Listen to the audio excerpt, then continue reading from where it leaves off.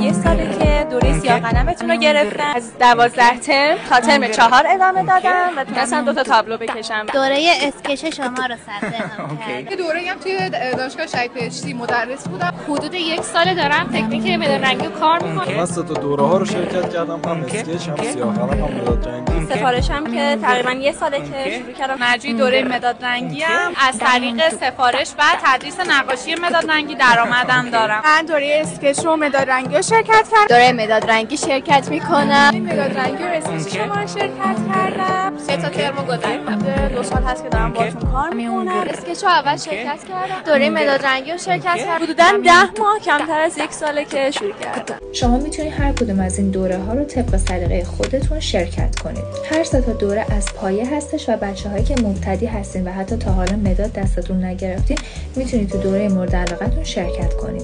برای اطلاعات بیشتر کپشن رو بخونید.